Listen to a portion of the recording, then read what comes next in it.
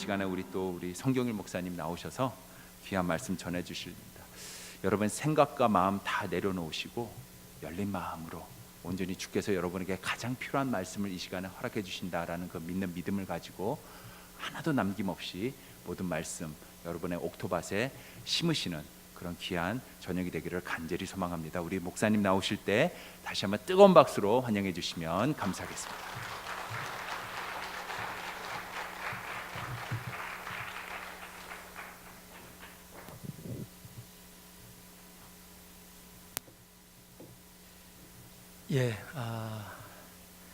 벌써 둘째 날 그리고 마지막 날 저녁입니다. 어제 시작한 것 같은데 벌써 마지막 날입니다. 시간은 정말 빠른 것 같아요. 제가 17살 때 미국에 왔는데 벌써 50대 중반이 되어져서 시간의 흐름은 아무도 막을 수 없는 것 같습니다. 성경에서 말씀하시듯이 시간이 지나가면서 날로 쇠퇴해지는 것, 그것이 우리들의 모습일 수밖에 없습니다. 그러나 크리스찬들, 예수를 믿는 우리들에게 다른 것은 내 비록 육신은 쇠퇴해 갈지 몰라도 내 영은 매 순간마다 날로 새롭게 되어질 수 있다는 사실입니다. 많은 분들이 얘기합니다. 사람은 절대 안 변한다고. 저도 동의합니다. 정말 안 변합니다. 아주 지독하게 안 변합니다. 안 변하는 사명을 타고 이 땅에 태어난 것 같습니다. 그런데 변할 수 있는 길이 있습니다.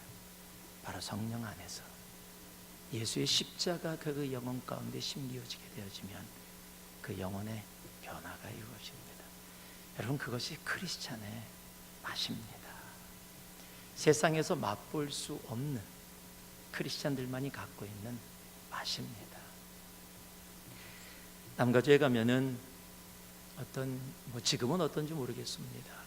순두부 가게가 하나 있습니다. 기둥에 가려져서 큰 길로 차를 타고 지나가다 보면 안 보입니다. 그런데 점심때하고 저녁때가 되면 적어도 20분에서 30분을 기다려야 그 순두부를 먹으러 들어갈 수가 있습니다. 저는 기다리는 걸 별로 안 좋아합니다. 그냥 너무 기다려야 되면 다른 데 가서 먹는 게 좀 성격이 좀 급합니다. 여기 더 편해요. 근데 하도 사람들이 기다리니까 대체 저기는 어떻게 돼서 저렇게 기다리냐, 그리고 한번 큰 마음을 먹고 가서 먹어본 적이 있습니다. 다른 게 아닙니다. 순두부 가게 디자인을 너무 멋있게 해놔서 사람들이 그 디자인 보러 간 거 아닙니다. 골목에 보이지도 않는 곳에 아주 조그맣게 있는데 사람들이 줄을 서는 이유는 단 하나입니다. 맛있거든요. 여러분, 지금 이 시대 왜 세상이 교회를 향해서 오히려 걱정을 해주고 있습니까? 우리가 세상에게 예수 믿으세요라고 이야기하면 너나 잘하세요라고 하고 있는 것이 우리에게 메아리로 거꾸로 들려오는 시대에 우리들은 살아가고 있습니다. 크리스찬인 우리들도 그렇게 안타깝지만 인정하고 지나가는 시대가 바로 지금 우리들이 살고 있는 이 시대입니다. 소금이 맛을 잃으면 길거리에 버려져서 밟힐 뿐이라고 얘기합니다. 여러분, 크리스찬의 맛이 있습니다. 그 크리스찬의 맛을 우리들이 성령 안에서 십자가 안에서 갖게 되어지면 우리가 이야기하지 않아도 그 맛을 보러 세상의 예수를 알지 못하는 사람들이 교회 문을 두드리게 되어져 있습니다. 우리의 삶의 문을 두드리게 되어져 있습니다. 리노 은혜교회가 정말 그런 교회가 되기를 주님의 이름으로 축복합니다. 정말 크리스찬의 맛을 세상 가운데 보여줄 수 있는 그런 이 시대의 교회가 되어질 때 하나님은 귀한 교회를 통해서 하나님께서 이 시대에 계획하신 놀라운 일들을 분명히 행하실 것입니다. 자, 우리 옆에 분들에게 이렇게 한번 인사 나눠볼까요? 악수하시면서 눈을 마주보고 눈에 이 마음이 담겨 있거든요. 마주보시면서 우리 맛있는 크리스찬 됩시다. 자, 그리고 한번 인사 좀 나눠보시죠. 우리 맛있는 크리스찬 됩시다.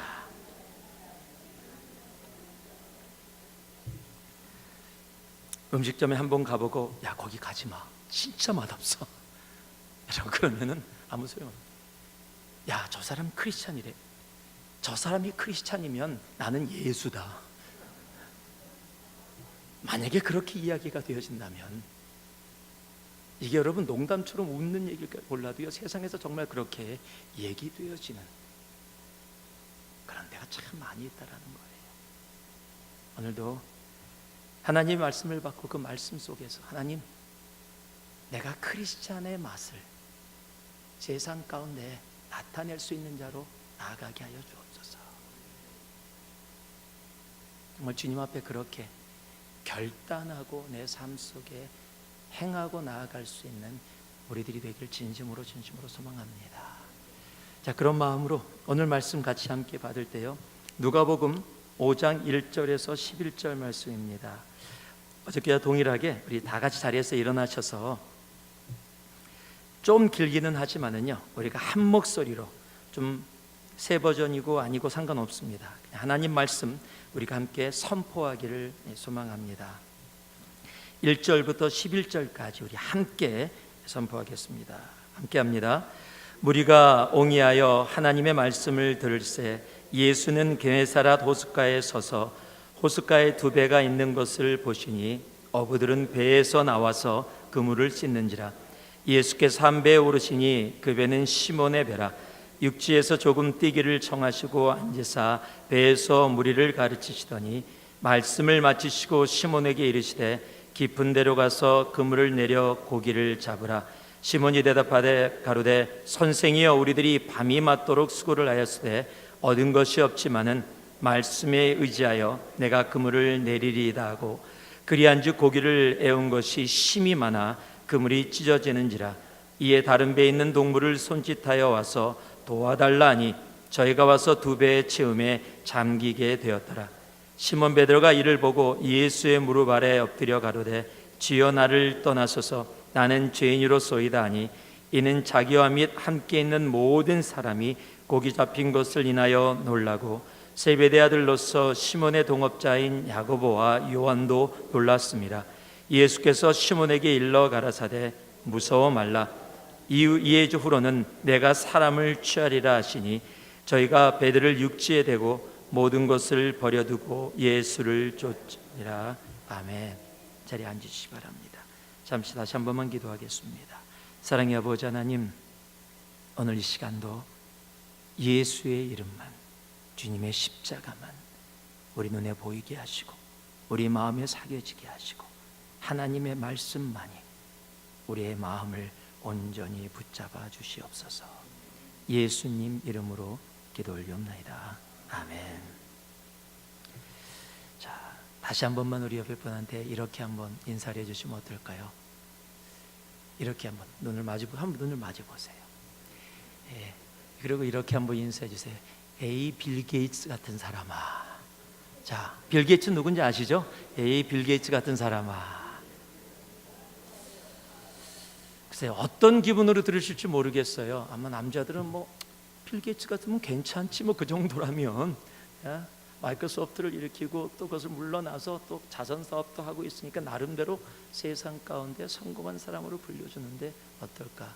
이렇게 불러주면 어떨까요? 자기 이름을 가지고, 만약에 제가 우리 이 목사님에게 에이 송경일 같은 사람아, 자, 한번 해보세요. 자기 이름을 가지고 옆에 분들에게.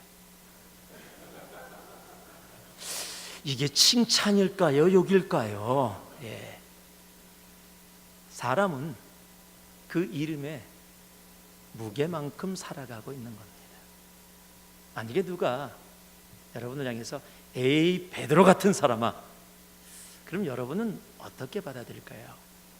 성경을 좀 많이 하시는 분들은 그럴지 몰라요. 성경에 나오는 어떤 상태의 베드로를 얘기하는 거야? 예수를 부인했던 베드로를 얘기하는 거야? 죽기까지 따르겠다고 헌신했던 베드로를 얘기하는 거야? 라고 이야기할지 모르지만, 그래도 전체적으로 베드로 같은 사람아 라고 이야기한다면 기분이 그렇게 나쁘지는 않을 겁니다. 이런 베드로라는 사람의 이름에 갖고 있는 그 무게가 우리들에게 느껴지고 있기 때문에 그렇습니다. 한번 여러분께 물을게요. 여기 리노는 뭐 바닷가가 없기 때문에 그렇지만 그래도 캘리포니아의 샌프란시스코나 뭐 LA 쪽에 혹시 유명한 어부 하시는 분 있으면 한번 손 들어보세요. 아무도 모르죠? 저도 몰라요. 근데 여러분은 2000년 전에 갈릴리 바닷가에 있었던 한 어부의 이름을 너무도 잘 알고 있습니다.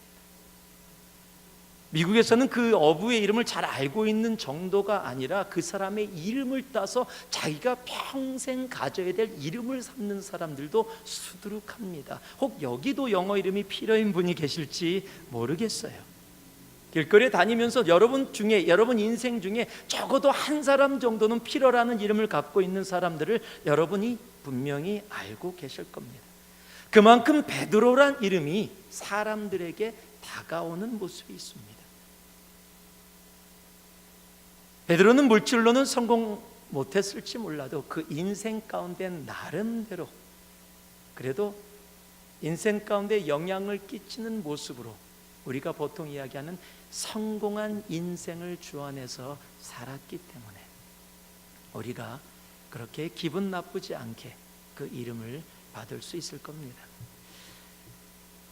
제가 보통 얘기할 때 산호세 지역에서 왔습니다 라고 이야기하면 그렇게 얘기할 수밖에 없죠. 왜냐하면 제가 정확하게 저희 교회가 있는 곳이 마운틴 뷰입니다. 산호세보다는 위쪽에 있고 샌프란시스코보다는 밑에 쪽에 있습니다. 조금 산호세 지역 쪽에 조금 더 가깝습니다. 저희 교회가 어디 있냐면 저는 이렇게 설명을 합니다. 저희 교회는 스탠포드라는 대학교와 구글 바로 중간에 있습니다. 제 꿈이 하나 있어요. 나중에 누군가 스탠포드가 어디 있습니까? 그러면은 새누리교회 옆에 있습니다라고 얘기하게 되어지는 게 꿈 중에 하나입니다. 근데 저희 교회가 스탠포드하고 구글 사이에 있는 게 저희 교회를 그대로 디스크라이브하고 있어요. 왜냐하면 저희 교회는 구글 옆에 있어서뿐만 아니라 그 지역에 있는 모든 애플이며 뭐 여러 가지 페이스북이며 트위터며 뭐 유튜브며 모든 그런 이 정말 실리콘밸리의 가장 중심에 있기 때문에 그런 모든 사람들 엔지니어들이 저희 교회는 3분의 2가 됩니다. 스탠포드 옆에 있어서 교회 적어도 적게 잡아도 3분의 1 많이 잡으면 과장해서 반 정도가 박사들입니다. 그냥 거의 뭐 그냥 박사님 그러면 반이 돌아봐요. 저희 교회 농담이 있습니다. 저희 교회에서 주차장을 섬기려면 적어도 박사학위 3개는 있어야 섬길 수 있다라고 농담으로 그렇게 할 정도로 참 똑똑한 분들이 많으세요. 나름대로 자신이 꿈꾸는 것을 성공한 사람들이고 나름대로 지적인 부분에서 성공해서 사회에서 인정받는 그런 분들이 많이 있습니다. 여러분 실리콘밸리에 오는 사람들이 꿈꾸는 것은 단 하나입니다. 성공. 한번 사는 인생 성공하고 싶다. 누구나 마찬가지일 겁니다. 내가 무엇을 하든 성공한 인생이 되기 원하는 것은 사람들이 다 가지고 있는 마음입니다. 여러분 베드로는 어부입니다. 어부로서 성공하는 것은요 고기를 잘 잡고 많이 잡는 겁니다. 그 인생을 통틀어 이야기하지 않는다 할지라도 만약에 오늘 성경에서 언급하는 이 하루만을 따져서 본다 해도 여러분 베드로는 고기를 많이 잡기 위해서 갈릴리 바다에 나갔습니다. 그런데 그날따라 고기를 한 마리도 잡지 못했습니다. 그 하루만을 이야기한다면 베드로는 실패한 사람입니다. 재미있는 사실은요 바로 그 순간에 주님께서 베드로에게 다가가셨다라는 거예요. 그리고 베드로가 원래 가졌던 목적 보였죠? 고기를 잡는 것. 깊은 곳에 가서 그물을 던져라라고 이야기합니다. 그물을 던졌더니 고기가 엄청 잡혔어요. 자기 배에 다 담을 수 없어서 친구 배를 불렀는데 친구 배까지 2배 가득 찼더니 배가 가라앉을 지경까지 그렇게 되어졌어요. 그런데 베드로가 그 앞에 무릎 꿇고 자신이 죄인됨을 회개합니다. 그리고 오늘 마지막 절을 봤더니 그 모든 과정을 통해서 예수를 쫓으니라. 바로 거기서 베드로의 인생의 진정한 성공이 시작되어집니다. 그저 아무도 알아주지 않는 2000년 전에 이스라엘은 조그만 식민지 나라에 그저 갈릴리에서 고기 많이 잡아서 떵떵거리고 살 수 있었는지 몰라도 그저 역사 가운데 한 번 왔다가 사라질 그런 인생을 살 수밖에 없었던 사람이 2000년이 지난 지금에도 이스라엘과 상관없는 이 땅에서도 그의 이름이 우리들에게 언급되어지는 놀라운 인생을 살게 되었다라는 사실입니다. 여러분, 주님께서 베드로에게 고기를 못 잡던 날 다가가십니다. 그리고 고기를 잡게 하십니다. 그럼 무엇을 이야기하는지 아세요? 우리가 바라는 성공도 우리의 능력과 우리의 경험에 있는 것이 아니라 바로 하나님께 있음을 알게 하시는 겁니다. 여러분, 진정으로 성공하기 원하세요? 여러분, 내가 원하는 성공, 크리스찬은요, 그래서 세상이 이야기하는 성공을 붙잡는 사람이 아닙니다. 진정한 하늘의 성공을 위해서 세상이 이야기하는 성공이 아니라 크리스찬은 성숙을 향해서 달려나가야 돼요. 자, 한번 따라 하시기 바랍니다. 성공이 아니라 성숙이다. 여러분, 성공이 아니라 성숙입니다. 오늘 함께 봉독한 말씀 중에 5절 말씀을 제가 한번 읽어드릴게요. 시몬이 대답하여 가로되 선생이여 우리들이 밤이 맞도록 수고를 하였으되 얻은 것이 없지만은 말씀에 의지하여 내가 그물을 내리리이다 하고. 지금 베드로는 프로 피셔먼입니다. 갈릴리 바다에서 태어나서 사는 사람이에요. 평생을 그곳에서 고기를 잡던 사람입니다. 바다를 훤히 압니다. 고기 잡는 것을 누구보다도 잘 압니다. 그런데 밤새도록 고기를 잡았음에도 불구하고 한 마리의 고기도 잡지 못했던 상황이에요. 그런데 예수님이 깊은 곳에 가서 그물을 던져라라고 이야기해요. 자, 자신의 경험과 자신이 알고 있는 상황 속에서는 이것은 전부 다 헛된 일입니다. 어리석은 일입니다. 해도 소용이 없는 일입니다. 그런데 뭐라고 고백하고 있냐면 말씀에 의지하여. 여러분, 내가 살아왔던 환경과 경험과 세상이 이야기하는 진리라고 이야기하는 현실과 모든 것들이 있음에도 불구하고 하나님의 말씀만 내가 붙잡고 나아가게 되어지는 것, 그것이 현실과 거슬려서 서로 상반된 상황 속에 있다 할지라도 하나님의 말씀을 붙잡는 것, 여러분, 이것을 성경은 성숙이라고 이야기합니다. 영어로는 뭐라고 되어 있냐면요, Because you say so. 당신께서 말씀하시니라고 번역이 되어 있어요. 지금 세상이 내 경험이 어떻든지 간에, 세상의 지식이 어떻든지 간에, 내가 조금 전에 가서 밤새도록 고기를 잡았지만 한 마리도 못 잡았든지 상관없이 그곳에 가면 고기가 없는 것, 깊은 곳에서는 그물을 던져도 아무 소용없는 것을 내가 알고 있지만 Because you say so, 당신께서 말씀하시니, 여러분, 이것이 성경이 이야기하는 성숙이에요. 제가 다시 한번 여러분에게 말씀을 드려볼게요. 세상은 성숙하다라고 이야기하면 이제 내가 누구를 의지하다가 이제 의지하지 않고 나 혼자서 할 수 있게 되어졌을 때 성장했다, 성숙하다라고 이야기합니다. 이제 부모 밑에서 부모의 도움을 받다가 자기 혼자 생활하게 되어지고 나아갈 때 이제 성숙했다, 어유 내 아들 이제 많이 컸네, 성숙했네 라고 이야기를 하게 됩니다. 그런데 성경이 이야기하는 성숙은 완전 반대입니다. 나는 주님 없이는 아무것도 할 수 없습니다.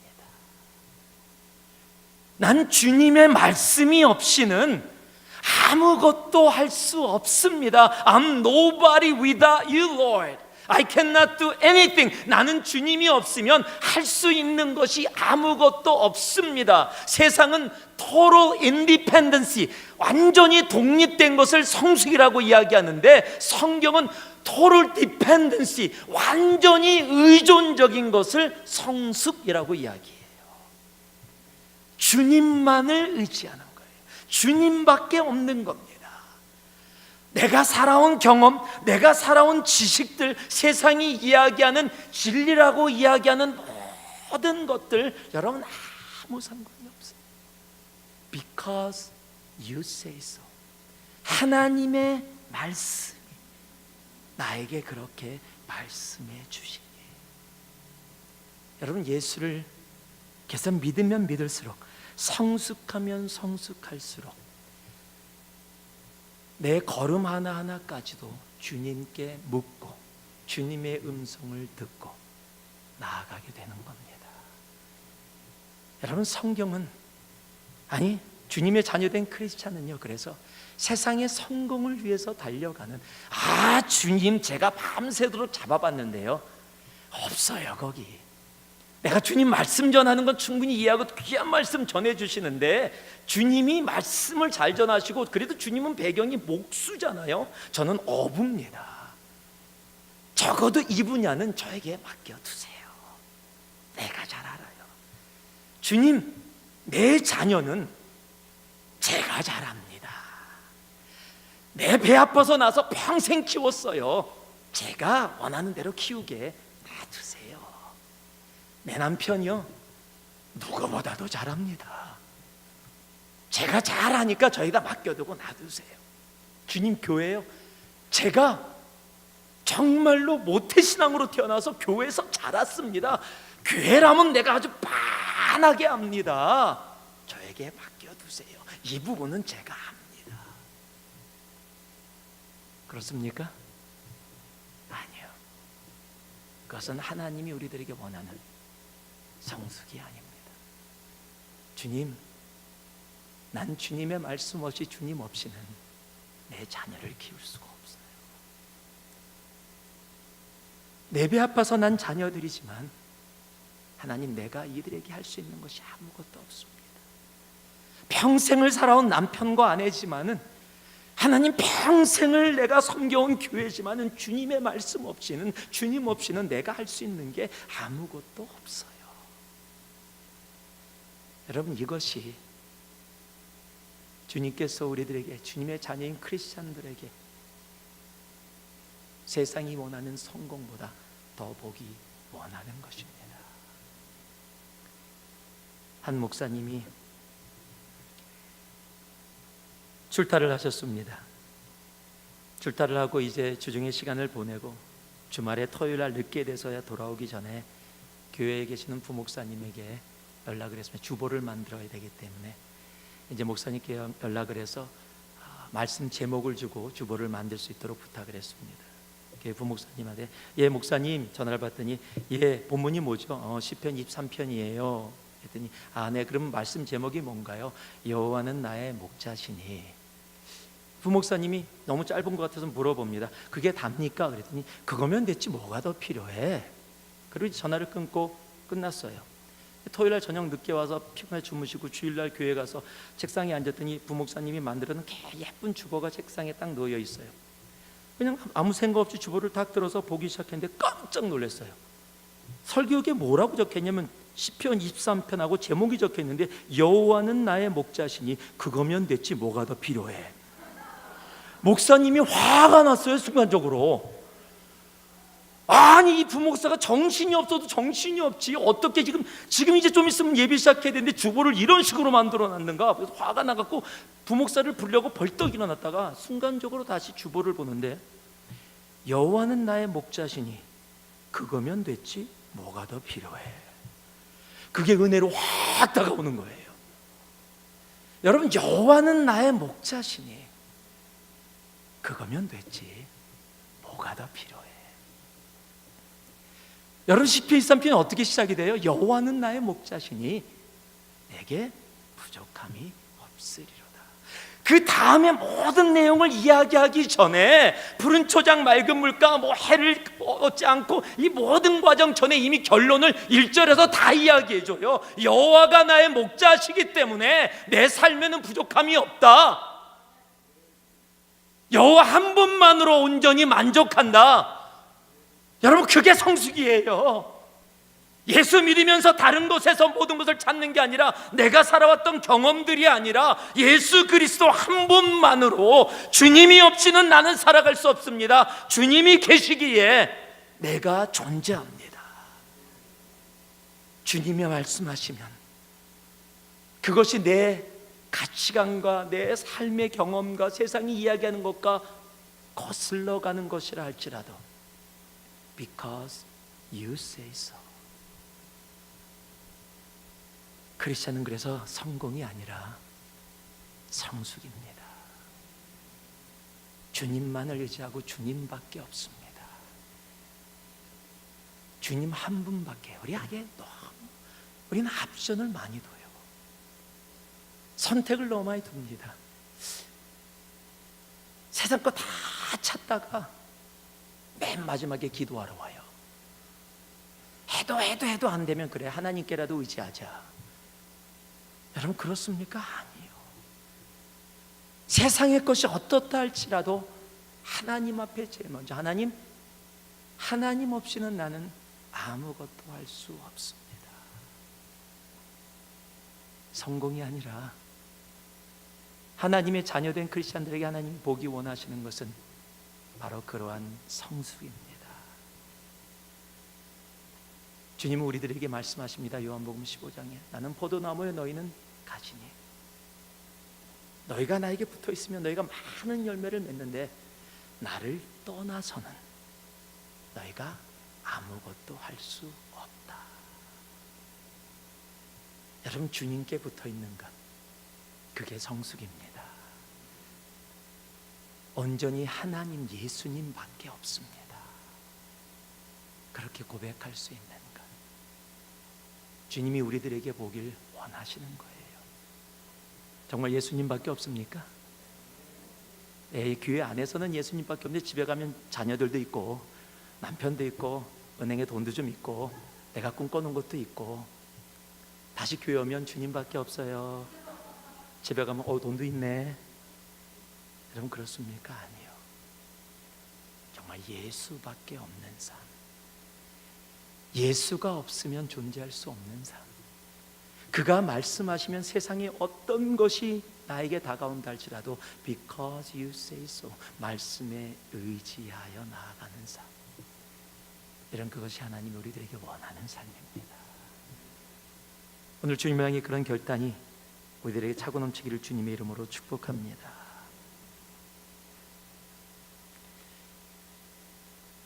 제가 딸이 둘 있다고 이야기했습니다.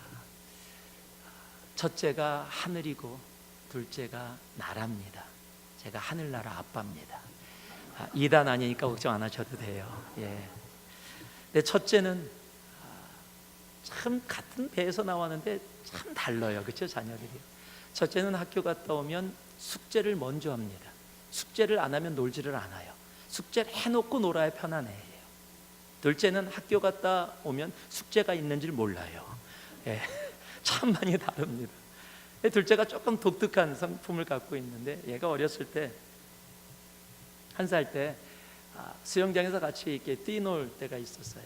같이 이렇게 뛰놀면서, 애 1살 때 수영을 못하니까 같이 이렇게 데리고 놀다가 제가 힘들어서 수영장 위에다 올려놓고 놔두니까 얘가 너무 심심해해서 어떤 놀이를 했냐면, 수영장에서 나라야, 아빠가 너 잡아줄게, 거기서 이렇게 뛰어내, 점프해봐 라고 말을 하는데, 말을 마치기도 전에 벌써 공중을 나르더라고요, 얘가. 그래서 깜짝 놀라서 얘를 잡았어요. 그러니까 너무 저에 까르르 웃고, 또 올려놓으면 또 뛰어내리고, 올려내리고, 너무 한 100번을 했더니 제가 힘들어요 이제. 그래서 나라야, 이제 그만하자, 좀 쉬자 그러고 다시 위에다 올려놓고 돌아서서 저도 나가려고 하는데, 아빠, 그래서 돌아봤더니 벌써 공중을 날랐어요 얘가. 얼마나 놀랐는지, 개를 잡느라고 제가 물을 먹고 막 했던 것이 아직도 기억이 나요. 그렇게 수영장에서 놀았는데, 얘가 이제 한 4살 정도 됐을 때 또 수영장을 같이 갈 수 있는 기회가 있었어요. 같이 이렇게 놀다가 옛날 생각이 나서 나라가 있기에 나라야 우리 옛날에 놀았던 거 기억나나? 뛰어내려 아빠가 잡아줄게. 전 그럼 바로 뛸 줄 알았어요. 그런데 아빠가 뛰어내리라고 하는데 가만히 서 있더니 저를 한번 보고 뭐를 한번 보고 저를 한번 보고 뭐를 한번 보고 그러더니 씩 웃더니 너? 그러더니 가는 거예요. 너무 황당하더라고요. 4살인데 1살 때는요 저밖에 안 보였어요. 그러니까 뭐 그냥 1살 때는 더 조그맣잖아요. 그런데 그냥 공중을 뛰어내려 하기 전에 벌써 아빠를 보고서 그냥 아빠만 보고 뛰어내리고 같이 놀았는데 4살이 되니까 얘가 벌써 다 알아요. 내가 뛰어내리면 아빠가 분명히 잡아줄 건데 아빠도 분명히 인간이니까 실수할 때가 있다. 내가 뛰어내리는데 아빠가 실수해서 못 잡아주면 분명히 내가 물에 빠질 거고 물 먹고 고통받는 건 나다. 여러분 4살만 돼도 상황 파악이 다 돼요. 그래서 물 보고 저 보고 물 보고 저 보고 노. 여러분 예수 믿으면서 처음에 예수 믿으면은 주님밖에 없어요. 주님이 너무 좋아요.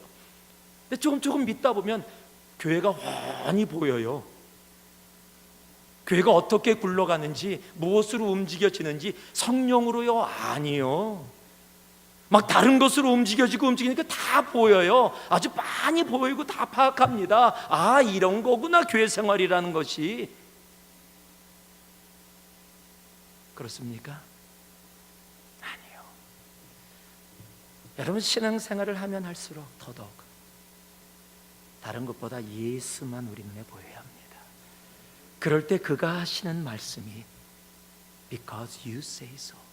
당신이 그렇게 말씀하시니까. 세상이 뭐라고 이야기해도, 세상이 바보라고 이야기해도 당신이 말씀하시니까. 하나님은 성공이 아니라 우리 크리스찬들에게 그러한 성숙을 지금도 말씀하고 계십니다. 예수 없으면, 그의 말씀 아니면 살 수 없고 움직이지 않는 진정한 주님이 찾는 성숙한 크리스찬이 오늘 이곳에 있는 여러분 한 분 한 분이기를 주님의 이름으로 축복합니다. 성공이 아니라 성숙입니다. 동일한 5절 말씀을 제가 읽어드릴게요. 시몬이 대답하여 가라되 선생이여 우리들이 밤이 맞도록 수고를 하였을 때 얻은 것이 없지만은 말씀에 의지하여 내가 그물을 내리리이다. 여러분 따라하세요. 성공이 아니라 순종이다. 여러분 순종은 말이 아니라 행동입니다. Because you say so 하고 뒤로 돌아서 아무것도 안 했다면 여러분 그것은 순종이 아니에요. 내가 말씀에 의지하여 뭐라고요? 그물을 내리리이다. 여러분 주님이 지금 이 시대 크리스찬들에게 찾고 계신 것은요, 세상의 성공을 바라면서 뛰어가는 하나님의 자녀들이 아니라 하나님의 말씀이 내 이해의 범위를 벗어난다 할지라도, 내 경험의 범위를 벗어난다 할지라도 그저 생각으로 말로 하는 존재가 아니라 내 삶으로 행동으로 그렇게 옮겨 나아가는 삶. 여러분 하나님은 그러한 순종을 우리들에게 지금도 찾고 계시는 겁니다. 어저께 여러분하고 함께 말씀드린 사무엘상 13장에 블레셋과의 전쟁에서 사울 왕은 부득이하여 하나님의 말씀을 순종하지 못하고 변명을 하고 마무리하게 됩니다. 여러분 왜 그랬을까요? 왜 그랬을까요? 왜 순종이 그렇게 힘들까요? 여러분 순종이 힘든 이유는요, 주님보다 세상의 것이 나에게 훨씬 더 강하게 보여지기 때문에 그래요. 우리의 삶에 현실의 영향이 훨씬 더 큰 겁니다. 여러분 사울 왕이 버림받게 된 이야기가 이 이야기뿐만 아니라 우리가 잘 아는 15장에도 적혀 있는데 아말렉과의 전쟁에서도 마찬가지예요. 아말렉의 모든 사람들을 다 죽이고 짐승들까지도 다 죽이라 그랬는데, 멸하라 했는데 왕인 아가강을 죽이지 않고 포로 잡아 데려오고 짐승들 중에서 흠이 없는 것들을 데려옵니다. 사무엘이 가서 대체 이 짐승의 소리가 뭐냐라고 그랬더니 이 짐승이 너무 아깝다, 이거 버리는 것은 나쁘다. 그래서 이 흠없는 짐승을 통해서 뭐 하려고요? 하나님께 예배하는 데 제물로 쓰려고.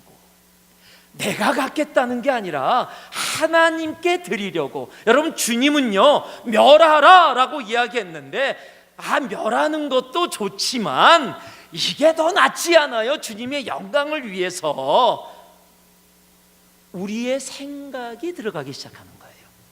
여러분, 순종은 나의 것이 들어가는 것이 아니에요.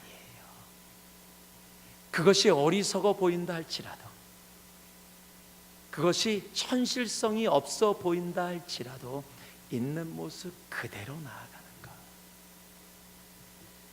어저께도 나는 예화랑 비슷한 이야기가 될지 모르겠지만은요, 우리는 지금 너무 하나님 앞에 순종하기 전에 내 생각이 먼저 앞서갑니다. 내 경험이, 내 생각이 너무너무 앞서가요. 이렇게 하면 더 좋지 않을까? 하나님의 말씀이 그건지는 알겠는데 그래도 이게 더 낫지 않을까? 프랑스의 잔 칼맹이라는 할머니가 있었습니다. 옆에 이웃 한 40세 되신 아저씨하고 참 서로 오고 가면서 이웃 간의 정을 나눴는데, 그렇게 함께 교제를 하다 보니까 이 아저씨가 알게 된 것이 있었어요. 그 할머니가 친척이 하나도 없다라는 겁니다. 남편도 없고 자녀도 없고 친척이 없어요. 그런데 할머니가 그 당시에 100만 불짜리 집을 갖고 계셨어요. 어마어마한 집을 갖고 있는데, 프랑스의 법이 뭐 어디 나라나 마찬가지일 겁니다. 어떤 사람이 죽었는데 그 재산을 물려받을 친척이 하나도 없으면 국가의 귀속이 되어집니다. 그것을 그 아저씨, 40살짜리 아저씨가 알고 나서 그 할머니에게 다가가서 이렇게 얘기합니다. 할머니 돌아가시면은 이 할머니 집이 국가에 귀속될 건데 그럼 너무 아깝잖아요. 할머니, 이렇게 하면 어떨까요? 제가 매달마다 할머니에게 500불씩 드리겠습니다. 할머니가 돌아가실 때까지. 다만 할머니가 돌아가시면 대신에 이 집이 저의 것이 된다라는 우리 계약서를 함께 합시다. 그때 할머니가 생각해 보니까 뭐 당신 돌아가시면은 뭐 누가 가져가든 상관없는 거 아니에요? 아무도 없는데 좋다 그러고 사인을 했습니다. 그 아저씨가 너무 기뻤어요. 이 할머니가 지금 80세신데 길게 잡아도 10년을 안 돌아가신다고 하더라도 1년에 한 달에 500불이면 1년이면 6,000불이에요. 10년이 6만 불이에요. 6만 불 내고 100만 불 갖는 것. 여러분, 이런 지금 좋은 장사가 어디 있습니까? 아마 잔치 벌렸을 거예요. 그래서 매달마다 할머니한테 500불을 주는데 하루도 늦지 않고 1초도 늦지 않고 그냥 기쁨으로 할머니한테 500불을 계속 드렸어요. 드리면서도 너무 기뻐요. 집을 바라보면서 내 집이다. 너무 기뻐서 계속 드렸어요. 아마 주위 사람들 너 횡재했다라고 얘기했을 거예요. 근데 10년이 지났는데 정말 할머니가 안 돌아가세요. 20년이 지났는데도 안 돌아가세요. 30년이 지났는데도 안 돌아가세요. 40년이 지났는데도 안 돌아가세요. 40년이 지난 후에 아저씨가 먼저 죽었습니다. 그리고 나서 그 할머니가 2년 몇 개월을 그 후에도 더 사시고 1997년 8월 2일 122세 164일로 돌아가시면서 기네스북에 가장 오래 사신 할머니로 기록되어 있어요. 여러분, 우리의 생각의 한계는 바로 거기입니다. 여러분, 지금 이 아저씨가 그 계약을 맺었을 때 만약 여러분 주위에 누가 그런 계획을, 남편이 그런 계약을 하고 왔어. 여보, 우리 오늘 고기 먹으러 갑시다. 이건 정말 좀만 기다리면 횡재. 이건 누가 뭐라 그래도 100% 횡재예요. 99%도 아니고 우리의 생각에 정말로 너무너무 이익이에요. 제가 이 100만 불짜리 집을 받게 되어지면 제가 11조 10만 불을 교회에다 하나님께 드리겠습니다라고 막 정말로, 아니 12조도 드리겠습니다라고 얘기할 정도로 누가 봐도 확실한 계약이에요. 여기서 구멍이 날 게 없어요, 정말로. 여러분, 그런데 세상이 그렇지가 않아요. 하나님의 일은 더더욱 그렇지가 않습니다. 여러분, 하나님께서 원하시는 것은요, 내 생각이 들어가 하나님 이거 너무 요렇게 해야지 좋은 건데 이게 이건데요, 이래야 우리 가정에, 이래야 교회에, 이래야 이곳에 좋은 거 아닙니까? 라고 얘기하는 모든 것이 있다고요? 아니에요. 주님이 원하시는 것은 도저히 이해되지 않는다 할지라도 그 하나님 말씀에 그대로 순종하는 것. 우리는 하나님의 말씀에 너무 내 생각을 많이 집어넣어요. 여러분, 이스라엘 백성들이 광야 40년을 지나고 가나안 땅에 제일 들어올 때 앞에 막혀 있었던 적이 여리고성입니다. 그 여리고성을 지금 이스라엘의 그 힘으로 가서 공격하면 얼마든지 무찌를 수 있는데 주님은 그들에게 그런 명령을 안 하시고 우리가 너무도 잘 알듯이 말도 안 되는 이상한 명령을 내리세요. 매일 한 바퀴씩 그 성을 돌으라는 거예요. 마지막 날은 7바퀴 돌고 내가 함성을 지르라 그러면 함성을 지르면 무너져 내릴 것이다라는 거예요. 이런 말도 안 되는 얘기가 어디 있습니까? 한 바퀴 돌고 2바퀴 돌고요. 아마 머리를 굴리는 사람이 있었다면 그랬을 거예요. 아, 주님의 말씀이 이런 거야. 한 바퀴 돌면서 사람들이 막 약 올리고 막 신경 쓸 때 밑에서 몇몇 사람들이 돌을 조금씩 빼. 다음 날 돌 때 조금 더 빼. 셋째 날 돌 때 더 빼고 마지막 날 7바퀴 돌 때 확실하게 뺐다가 소리 지르면 그 진동 때문에 무너져 내릴 거야. 하나님은 그걸 이야기하신 거야. 그게 하나님의 뜻이. 오, 말이 되는데 여러분 그렇습니까? 아니요. 여러분, 이스라엘 사람들이 함성을 질렀다고 그 함성 때문에 그 진동파가 여리고성을 때려서 여리고성이 무너져 내렸나요? 아니에요. 여리고성이 무너져 내린 이유는 단 하나입니다. 순종. 말도 안 되는 상황 가운데서도 그 말씀을 조금도 어기지 않고 그대로 따랐던 순종. 왜 가나안 땅을 들어가는 이스라엘 백성들에게 그렇게 해요? 이제 가나안 땅을 들어가서 그곳에 너희들이 생활하고 정복하고 나아갈 텐데 가장 너희들에게 중요한 것이 하나 있는데 그것은 뭐냐? 너희들의 생각이 아니라 너희들이 얼마나 알고 얼마나 경험했고 그것이 아니라 내가 한 말을 그대로 따르는 순종이 있을 때 그곳이 너희에게 약속의 땅이 될 것이다 라는 거예요. 여러분, 하나님이 이 시대 주님의 자녀된 크리스찬들에게 원하시는 것도 동일한 일입니다. 내 생각을 섞어서 하나님의 말씀을 비빔밥으로 만드는, 여러분, 하나님은 그것을 원치 않으세요.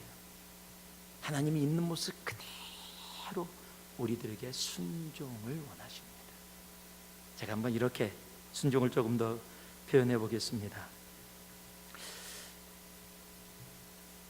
부부가 있는데 부부 중에 남편이 너무 확실한 남편이에요.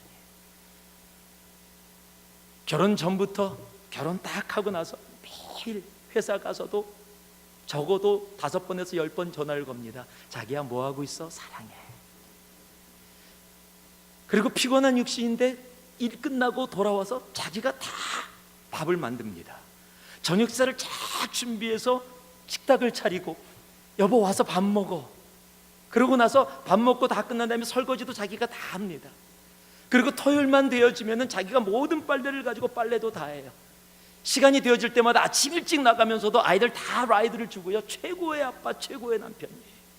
정말 그 사람의 아내 된 여자는 정말 꽃길을 걸어가는 겁니다.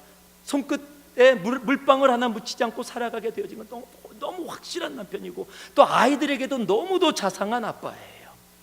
그런데 한 가지만 익셉션이 있어요.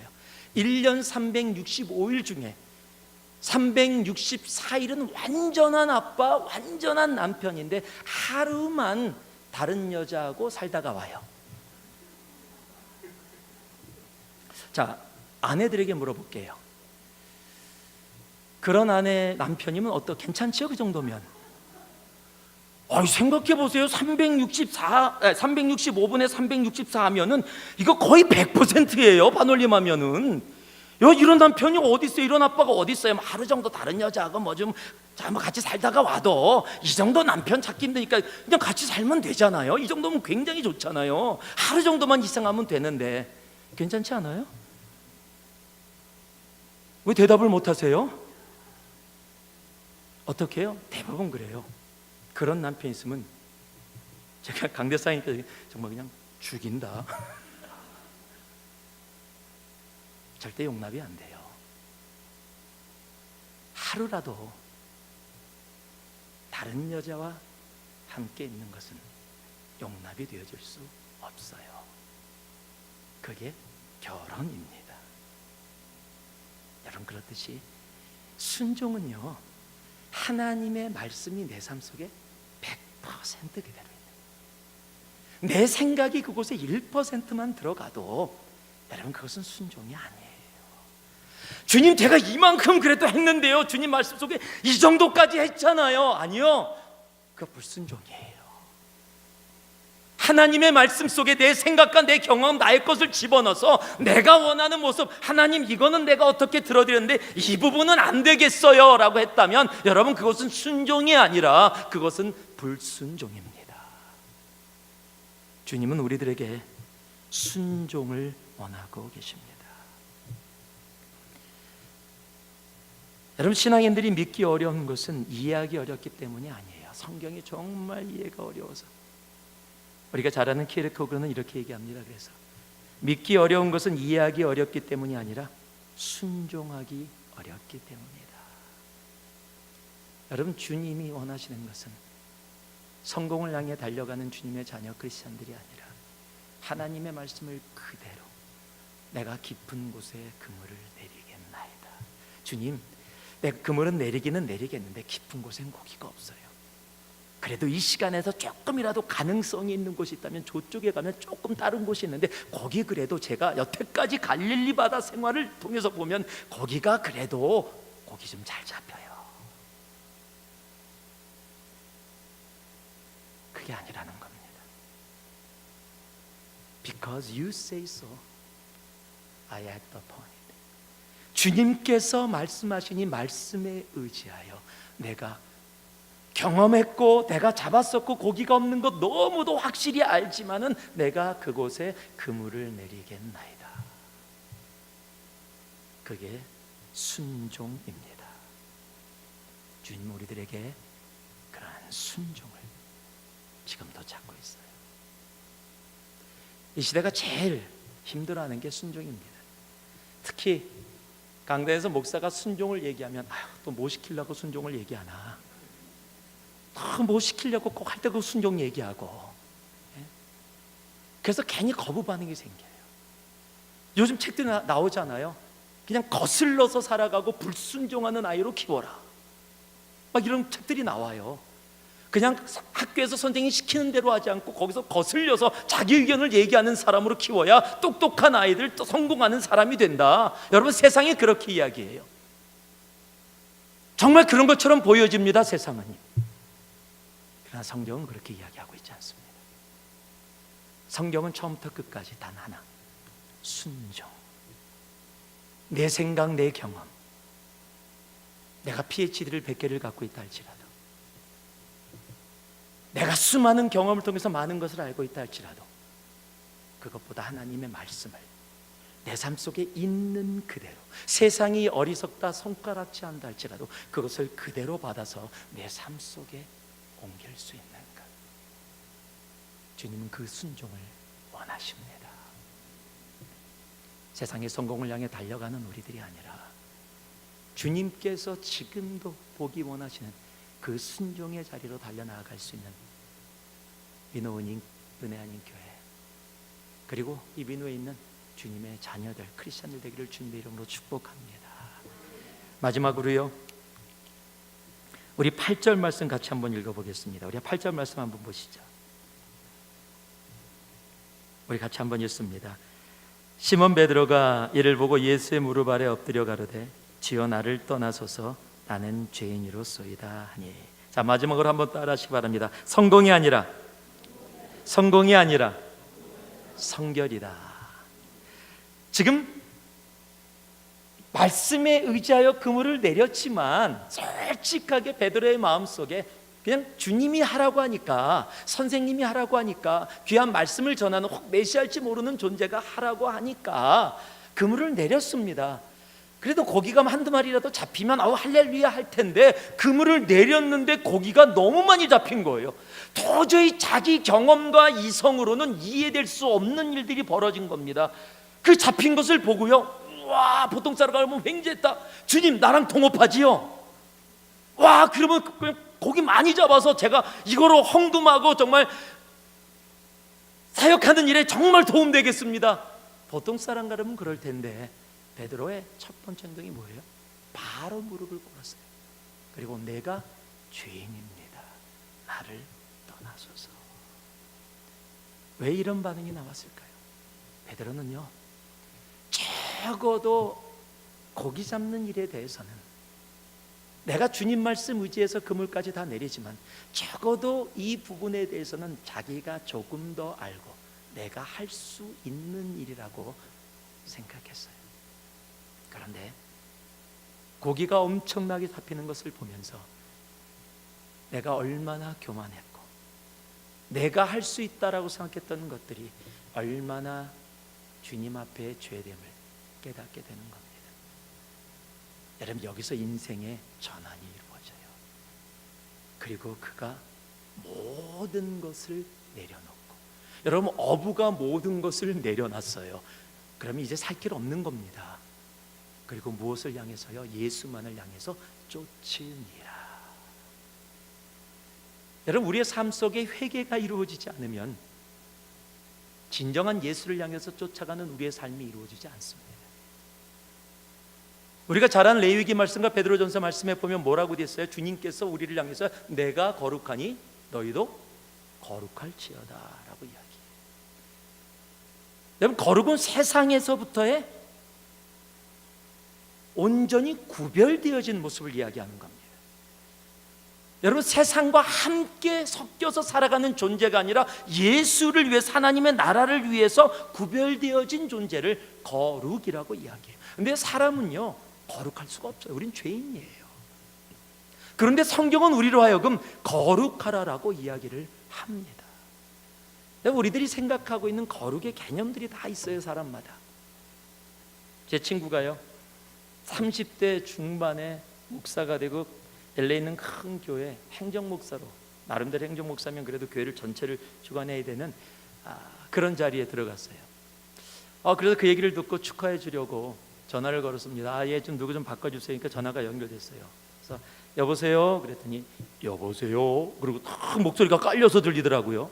목소리가 달라서 저는 누구 목사님이세요? 그랬더니 네, 그런데요. 그래요. 그래서 저는 경일이라 그러는데요. 그랬더니 갑자기 경일이니?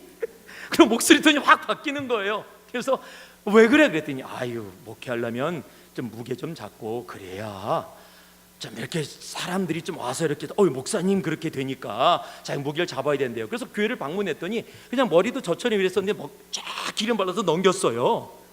왜 그래? 그랬더니 이래야 조금 좀 더 거룩한 모습을 보여줘야 된대요.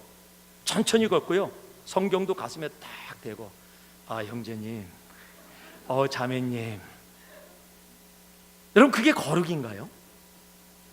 여러분은 거룩이 뭐라고 생각하세요? 여러분, 우린 거룩을 내가 생각해서 만들어내고 살아갈 때가 참 많아요. 여러분, 십계라는 영화를 본 적 있으세요? 이 십계라는 영화에 보면은 이제 모세가 돌 2개를 들고서 이제 주님 앞에 나아갑니다. 시내산에 딱 올랐더니요, 주님은 그렇게 나타나요. 영화상 보면은 구름이 있다, 구름이 쫙 갈라지면서 태양빛이 쫙 내려 땅을 향해서 내려옵니다. 그리고 음악이 뭐 하고 쫙 깔리죠, 웅장한 음악이. 그럴 때 하늘에서 하나님의 소리가 들립니다. 모세야! 그러면 하나님, 그러고 탁 무릎을 꿇게 돼 있어요. 그런데 만약에요, 이 하나님의 목소리는, 여러분 지금 이 프린스 오브 이집트라는 그 만화를 볼 때도요, 거기도요, 모세가 시내산에 올라갈 때 언제나 하나님의 소리는 모세야! 그러고 베이스예요. 하나님은 베이스다. 하나님은 절대 소프라노나 테너로 나타나지 않으세요. 거룩한 목소리는 베이스예요. 근데 만약에 모세가 딱 산으로 올라갔는데 하늘이 갈라지고 구름이 갈라지고 빛이 쫙 비춰지는데 하나님의 소리가 하늘에서 쫙 들려와요. 모세야! 모세야! 만약에 그런 소리가 들려왔다면은요, 여러분 어떠시겠어요? 저 같으면요, 깜짝 놀라서 그럴 거예요. 사탄아, 물러가라! 왜? 우리가 생각하는 거룩은 베이스거든요. 이번 주일날 내일 우리 송가대가 찬양하면 테너 소프라노 하지 말고 베이스만. 그렇습니까? 그게 거룩이에요? 우리는 거룩을 그렇게 생각해요. 우리가 만들어낸 거룩으로 주님 앞에 나아가려고 해요. 여러분, 우리는 거룩할 수 없는 존재예요. 여러분, 내가 거룩할 수 있는 길은 단 하나뿐이 없습니다. 주님이 나와 함께 하심을 알기에 내가 죄인됨을 고백하는 자리, 여러분, 그 자리가 거룩의 시작의 자리예요. 저는 캘폴리라는 대학교를 나왔습니다. 남가주에. 캘폴리라는 이름 때문에 우리가 별명을 붙였어요. 갈보리이다. 그래서 참 영적인 학교로, 또 저 또한 신앙이 정말 뜨거운 생활을 했어요. 제가 전자공학을, 엘렉트리컬 엔지니어링을 전공하러 들어갔다가 하나님의 부르심을 중간에 받고 그것이 제 길이 아닌 것을 알고 졸업하기 위해서 제가 경제학으로 전공을 바꿨습니다. 그래서 대학교를 6년이나 다니게 됐습니다. 이제 마지막 이제 전공 과목을 하고 이 경제학 마지막 과목을 이제 파이널을 보게 되는데, 그 선생님은 좀 특이해서 이제 마지막 시험을 잘 봐야 이제 마무리되고 졸업하고 다음 과정으로 갈 수 있는데, 그냥 뭐 논문을 쓰는 거나 이런 거로 하면 좀 좋겠는데, 사지선다, 아니 머터플 초이스를 내는데 한국은 사지선다 4개 중에 하나를 고르는 게 보편적인데, 이 선생님은 7개, 8개 중에 하나예요. 그러니까 1번에 A, 2번에 B, 3번에 C, 4번에 D, 5번은 A, B, C, but D.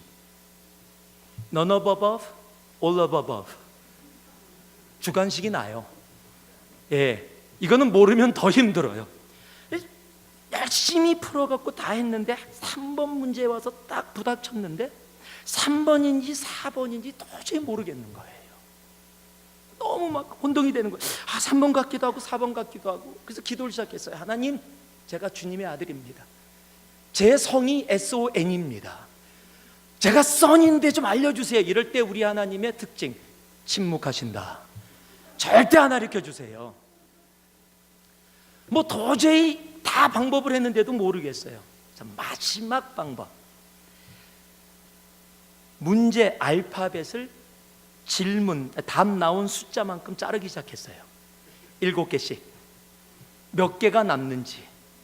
그런데 이게 웬일입니까? 딱 3개가 남는 거예요. 제가 3번, 4번 중에, 이런 우연도 쉽지 않은 우연입니다. 3번, 4번 가지고 혼동이 됐는데 3개가 남으니까 3번이 답이다. 내가 할 수 있는 방법은 다 했다. 기도했지, 뭐 알파벳까지 잘랐지, 뭐 공부했었는데 기억은 안 나지. 3번이다 그러고 동그라미를 치고 이제 내려고 일어나려고 하는데, 바로 옆자리에, 제 조금 앞자리에 백인 여자아이가 있는데 공부를 굉장히 잘하는 애예요. 클래스 했을 때 질문을 하면 선생님이 답을 잘 못해요. 그 질문의 그 깊이가 굉장히 깊어서 학생들은 질문을 이해 못하고 선생님은 답을 잘 모를 정도로 그렇게 똑똑한 애예요. 똑똑한 아이들의 특징이 있는데, 그 친구가 금발인데 목욕을 안 하나 봐. 맨날 오면은 금발의 머리가 머리에 쫙 붙어서 기름이 쫙 흘러요. 아주 특징이 특별한 친구예요. 근데 그 친구가 저랑 똑같은 문제를 풀고 있었는데 4번에다 동그라미를 치는 거예요. 제가 내려고 제가 할 거 다 했지, 기도까지 다 했지, 그리고 이제 3번이라고 표시하고 고개를 딱 들었는데 그게 딱 보인 거예요. 제가 보려고 한 게 아니라 보여진 겁니다. 순간적으로 확신이 오는데, 기도의 응답이다. 이건 하나님께서 보게 하신 거다. 이건 알게 하신 거다. 왜 하필 걔가 그 문제를 똑같이 풀고 있는데 특히 그 문제에서 그 답을 딱 표시하는데, 제 시험지를 딱 봤더니 4번이 답인 거예요. 내가 왜 3번, 4번에서 헤맸는지 이유를 모르겠어요. 그 순간 4번이 답인데 너무 확실한데 내가 왜 이걸 몰랐지. 그러고 3번을 지우고 4번에다 동그라미를 하려고 하는데 갑자기 제 마음속에 음성이 들려요. 경일아, 너 뭐하니? 처음엔 무시했어요. 동그라미를 다시 치려고 하는데, 경일아, 너 뭐하니? 제가 속으로 대답했어요. 컨닝이요. 그러고 났더니 도저히 못 바꾸겠어요. 4번이 답인 걸 알겠는데도 못 바꾸겠어요. 그래서 할 수 없이 다시 3번에다 동그라미를 쳤습니다. 그리고 내면서 하나님 혹시 3번이 답이면 너무 좋겠는데요. 아니요, 4번이 답이었어요. 그때 제가 제 자신을 깨달았어요. 시험 보기 전에요, 제가 그때 굉장히 뜨거웠던 사람이에요. 시험 보기 전에도 카몬스라고 대학생들이 모여지는 그 장소들이 있는데 학교마다 거기서 애 붙잡고 야, 너 예수 믿어야 돼. 너 다음 주에 내가 라이드 줄 테니까 교회 가자. 예수 믿어야 된다니까. 너 예수만이 우리의 소망이야. 예수 믿어야 돼. 전도하다가 3번인가 4번인가 4번 예수 믿어야 돼. 4번 3번 잠깐 사이에 바뀌어지는 나의 모습. 와, 정말 예수 믿어야 돼 하고 사람들이 바로 볼 때 거룩한 형, 거룩한 오빠, 정말 교회 잘 다니는, 정말로 예수 열심히 믿는 신실한 친구라고 생각했을 텐데 3번이냐 4번이냐 그 하나의 문제 속에서 왔다 갔다 하는 나의 모습, 와, 간사한 나의 모습을 제가 다시 한번 깨닫게 되었어요. 예배당에 와서 두 손 들고 찬양하면서 주님 사랑합니다. 그러나 세상에 나가서 조그만 문제 때문에 하나님을 버리고 세상의 길을 택해지는 참 간사한 우리들. 여러분, 주님이 나와 함께 하신다는 것을 내가 순간순간 깨닫지 못하면 여러분, 우리는 거룩할 수 없는 존재입니다. 여러분, 주님이 내 옆에 함께 있고 나를 향해서 보고 계시다면 제가 그런 행동을 할 수 있겠어요? 못합니다. 혼자 차를 타고 가면서요, 속이 거북하면 그냥 혼자 방구 낍니다. 냄새가 좀 나, 냄새 나네. 그리고 창문 좀 열으면 돼요. 옆에 누가 있으면 힘들어요. 잘 안 됩니다. 끝까지 참습니다. 배에 고통이 오도록 참습니다. 여러분, 내 옆에 있는 사람은 의식하고 살아가는데 하나님은 의식을 잘 안 해요. 그래서 거룩하기가 너무 힘들어요. 제가 일본에서 짧은 시간이지만 3년여간 선교사로 있었습니다.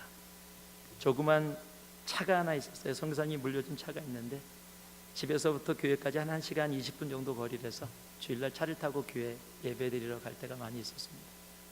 차를 타고 가면서 중간에 조그만 가게가 하나 있는데 그 가게에서 제가 좋아하는 차를 매번마다 하나씩 샀습니다. 그날도 그 앞에 세워놓고 빨리 내려서 천행을 주고 차를 사고 그 다음에 잔돈을 받고 차에 딱 앉았는데 시동을 걸고 떠나려고 하는데 뭔가 이상해서 잔돈을 딱 봤더니 잔돈이 되게 많아요.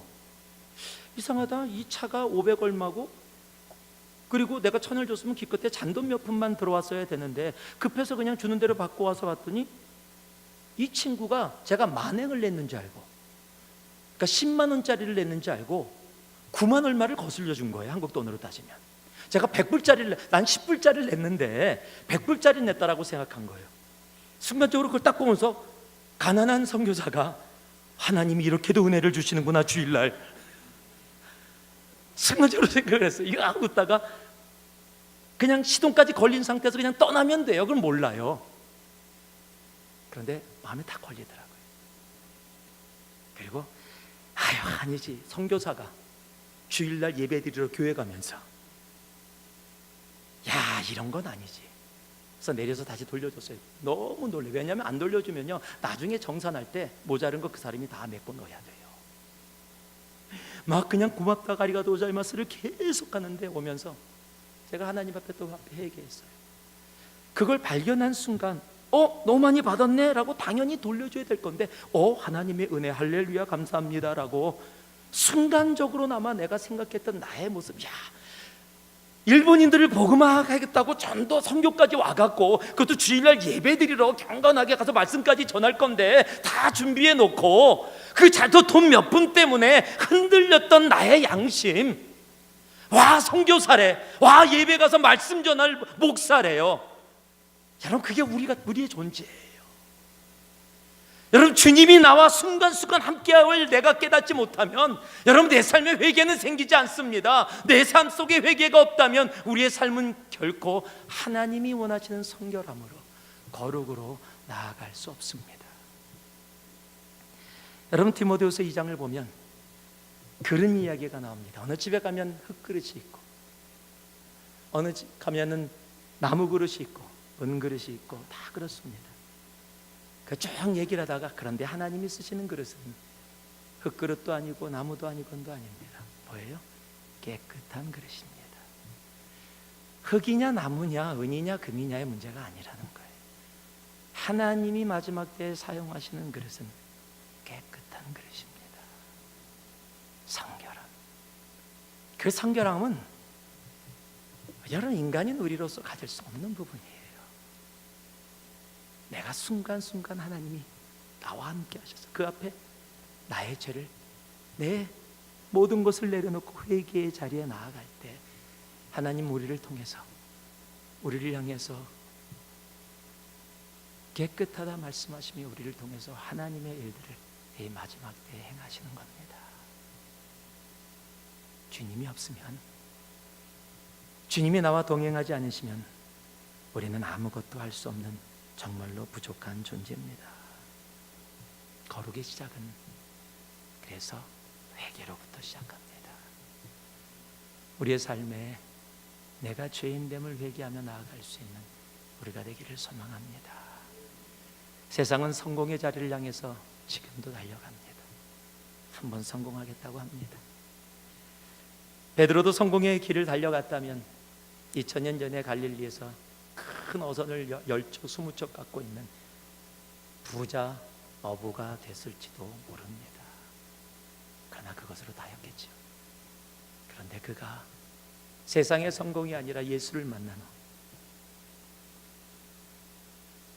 주님 앞에 주님이 바라시는 온전한 성숙함으로, 순종으로, 그리고 성결로 모든 것을 내려놓고 달려갔기에 하나님이 허락하시는 진정으로 성공한 사람으로 2000년이 지난 지금도 수많은 영혼들의 삶을 변화시키는 일에 쓰임받는 귀한 사람으로 남게 되어지는 겁니다.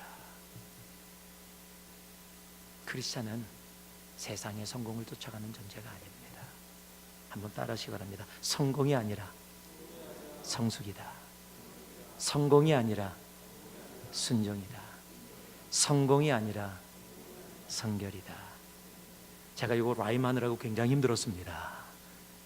왜요? 기억하기 쉽게 하느라고요. 내 머릿속이 아니라 내 마음속에 기억되어져. 하나님, 내가 리노라는 땅에, 여러분, 저 리노조가 앞에 가면은 한탕으로 성공해 보기 원하는 사람들이 수두룩할 겁니다. 지나가면서 그런 유혹받을 수도 있을 겁니다. 그러나 주님이 우리들에게 이곳에 크리스찬으로 있게 하셨어요. 하나님이 우리들에게 원하시는 것은 세상이 이야기하는 성공이 아니에요. 여러분, 내 자녀가 돈 많이 버는 사람이 됐다고 자랑하는 그런 시대가 아니라 정말로 내 아들이, 내 딸이, 내 삶이 하나님이 원하시는 성숙의 길로, 세상이 어리석다라고 하는데 왜 공부 그렇게 많이 하고 그런 길 가냐고 어리석다라고 이야기해도 하나님의 말씀에 의지하여 세상이라면 도저히 그물을 내릴 수 없는 깊은 곳에 그물을 던지는, 그리고 자기가 잘못한 것도 없이 밤새도록 수고하고 배빌려 드리고 그대로 따라했음에도 불구하고 주님 발 앞에 무릎 꿇어 내가 죄인입니다, 내가 잘못했습니다, 회개합니다라고 고백하며 나아가. 여러분, 그 길이 진정으로 하나님께서 허락하시는 하늘의 성공입니다. 오늘 이곳에는 여러분 한 분 한 분이 세상이 이야기하는 성공이 아닌 성숙과 순종과 성결을 통해 하늘의 성공을 여러분의 삶에, 그리고 여러분의 교회, 여러분의 자녀의 삶에 이루는 놀라운 은혜가 차고 넘치기를 주님의 이름으로 축복하고 축복합니다. 기도하겠습니다.